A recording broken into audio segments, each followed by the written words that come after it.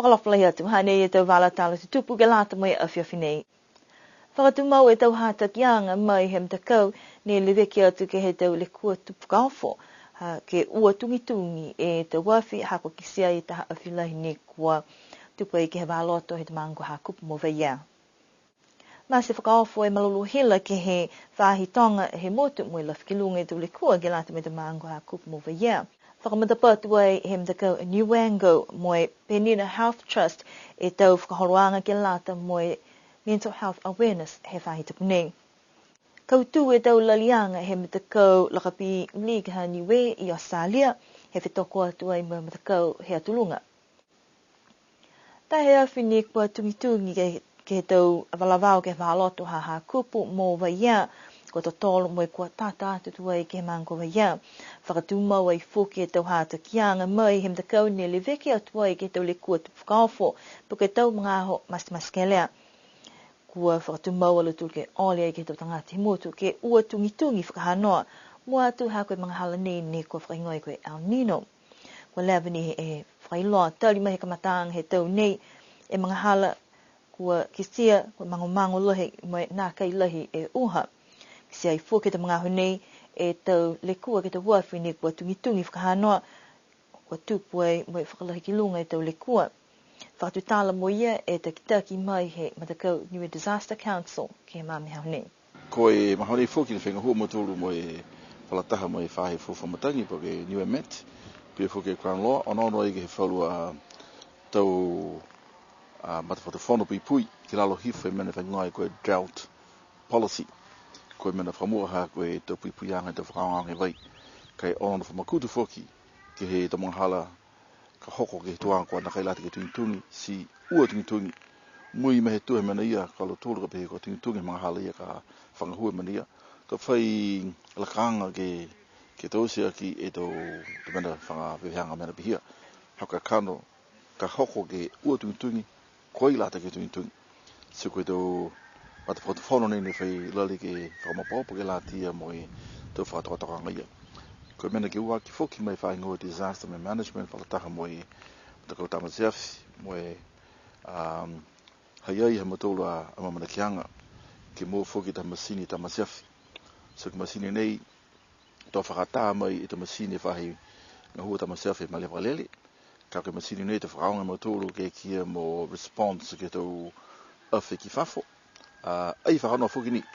Ka koe whakalonga ia ko amana ki mtoka tamaseafi ki hoko mai kai ke na kai ke tonga nei ke tonga ki tua si koe mamana ki anga koe whakatū ta hamata ko voluntary fire service ke meke ke muka e response ki watu ke tau tamaseafi te mana pia whalo lakanga nei ni ko ngā hua ki ai e whaingua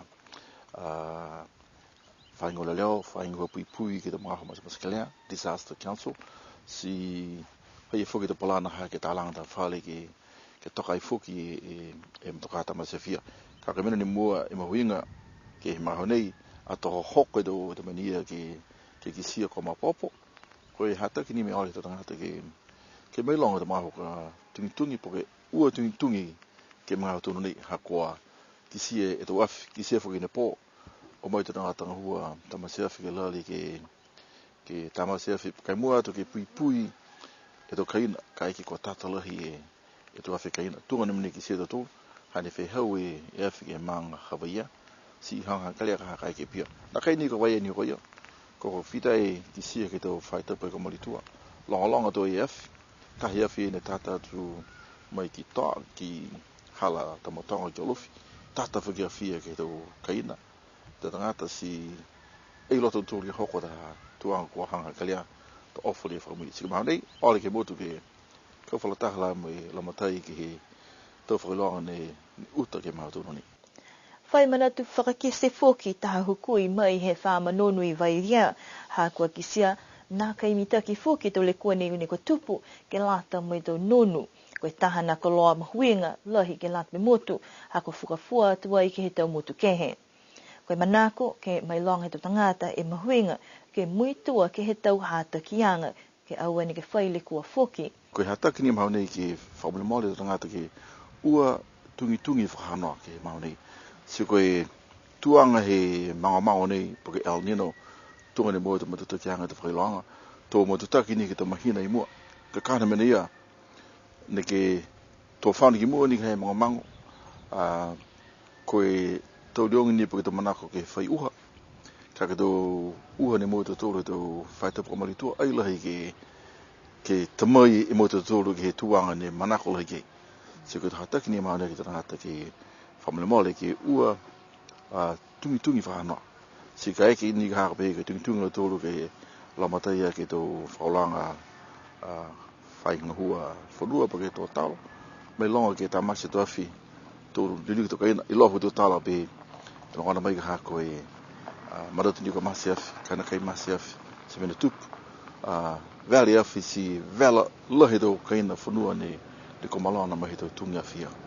Koe aho nei ne kua kisea kua tata lahi e awhi nei ki vaia moi kua kiskese atu ua ki whakamita ke tō tātanga hua ke whai tau seanga ki ai. Koe Pauli ni pō ne masi whakaofo e malolo hela ke he whāhitang he motu moi whai mga ho ta mai ke ike liu ke whakapoho. Koe tala hawang ke le kua nei kua tuaha kua tupu e ke whāloto e ta maangu ha kupu ki awasele.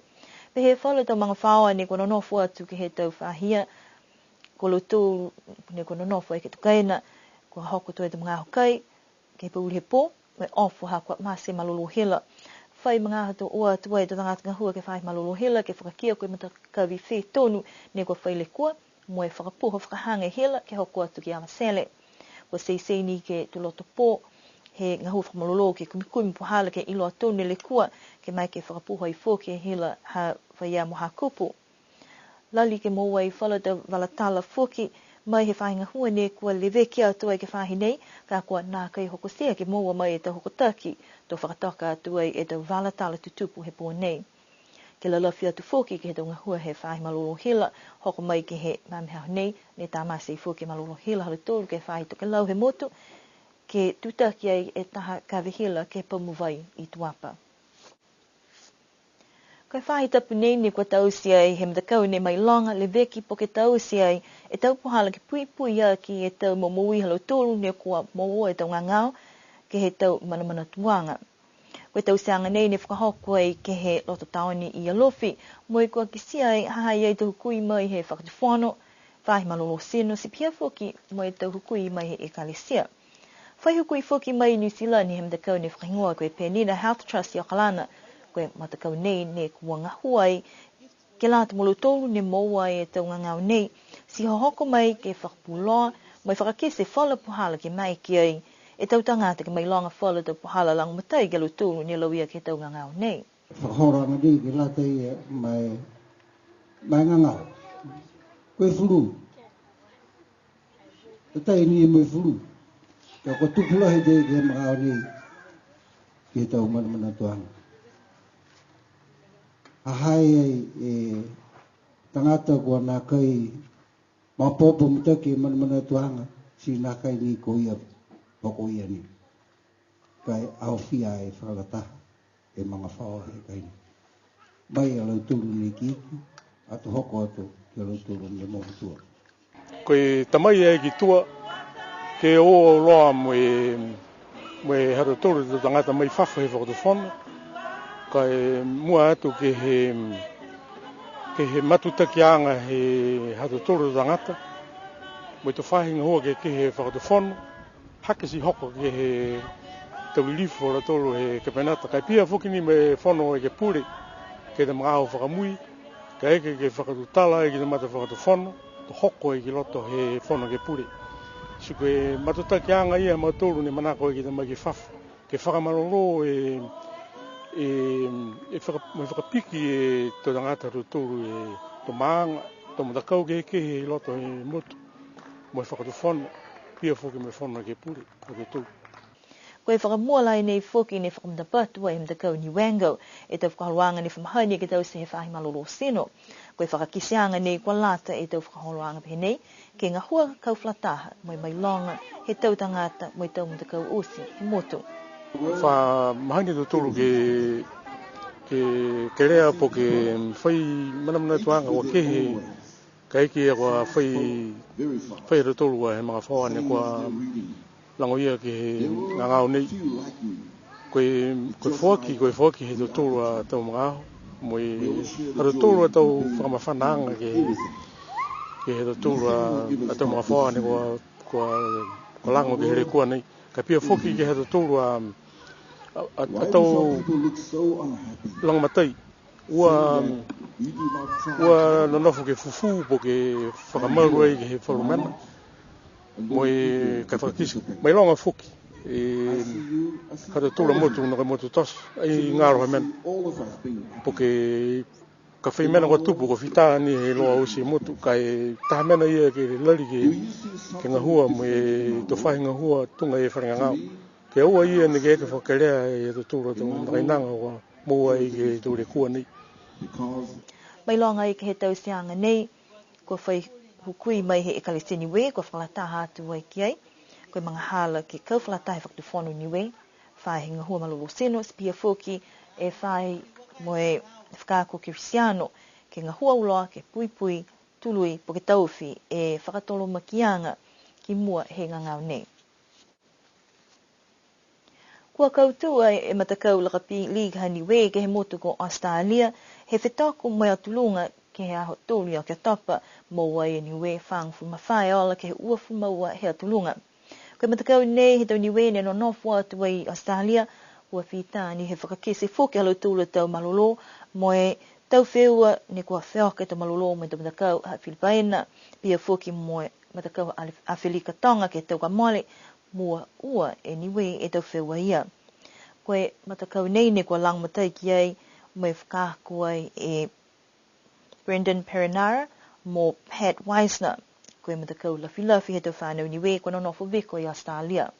Pehe mai takitaki he whanau lakapi hani we ko Michael Filimona kua uka e whetoko halo tōru moe matakau ke hatulunga kua vela fuki e matalā he aho ka kua whakawena ia ha kua whakatumau e ta malolo me makaka he tau whanau ne kua pele ke whewe spoti nei moe monui na lau tōru ke kautu. Koe tau amana ki angi matakau nei ke hohoku atu ai ke he whalu tau whewe spoti Pasifika ke tau kahau he mahina me moe lali ai fuke lau tōru ke hohoku atu ke whalu tau whewa ke he World Cup. Whakausi mahina ia e tau walatala tutupu ke lāta mea whiawhi nei, amana ki mwine uki o ke whātapu, o ni moe whakaholoanga ni kua amana ki ai e whahingua whakapuloa ke kamata whakatoka atu he pūrupu nei, ke he tau tala tū whakaholo, he tau holonga, he tau kautau. Koe taha wala ia ke lāta mea whakamanatuanga he seu tau tali mai he wata tutula tau kautau ke whalakuta ke whakamuhe laulolangi, ni kua amana ki ai ke whakamanatu ai ke he whaitapu kahau. Ke nonofwa, menini pō, tō liliu ke whaleweia ke whaitapu kahau.